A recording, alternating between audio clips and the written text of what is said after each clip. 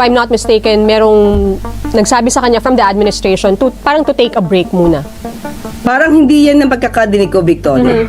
Ang nadinig ko sa news, sinabi daw ng kanyang ina.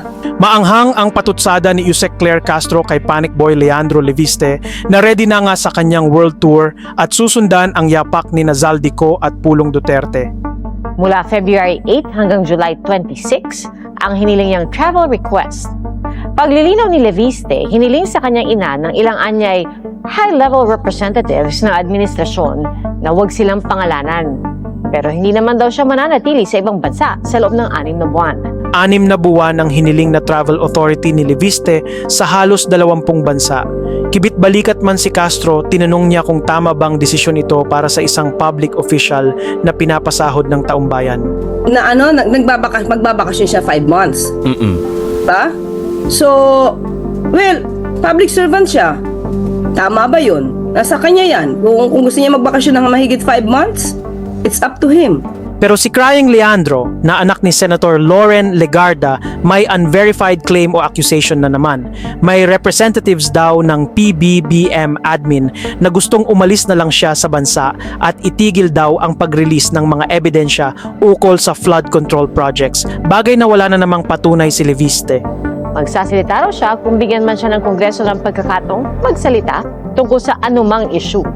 Sakop ng hiniling ang travel authority ang halos 20 bansa, kabilang ang ilang lugar sa Europa. Dahil ang alleged briber na nanay niyang si Loren ang sinasangkalan niya. Meaning, kay Loren daw galing ang chismis na may mga taong gustong paalisin siya. Which is not just ridiculous, but simply highlights Crying Leandro's clear pattern of lying, manipulation, and victimhood mentality. Dahil kung maaalala ninyo, ilang beses na niyang ginamit ang mom niya. Una, ayaw niyang i-release ang tinatawag niyang Cabral files dahil may mga friends ang kanyang mom na maaapektuhan daw. Then, ayaw daw niyang idemanda si Ombudsman Boying dahil friend ito ng mom niya. Kaya halatang banas na si Auntie Claire sa crybaby ng Batangas. Sinabi daw ng kanyang ina. Ba? Tama ba ako, Christian? Parang pagkakadinig ko, yun ang sabi ng kanyang ina. So, wala siyang personal knowledge. So, definitely we will deny. At hindi yan totoo. Dahil kung yan talaga ang gusto ng administration, di ba dapat noon pa?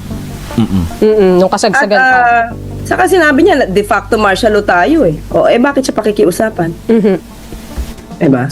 Eto ma'am, sabi niya, wala siyang personal knowledge dun. Opo. Ito mamang sabi niya, I asked for the travel authority upon the request of representatives of the administration who asked that I go abroad. May kasunod pa yan.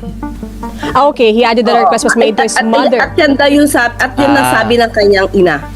Parang kumbaga ay parang ipinarating sa kanya through his mother, Senator Loren Legarda. Pero That's why. He has no personal knowledge to talk about that.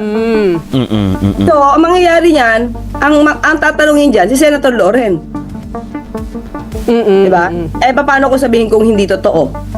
O di ang sabihin naman niya, nanay niya hindi nagsasabi ng totoo.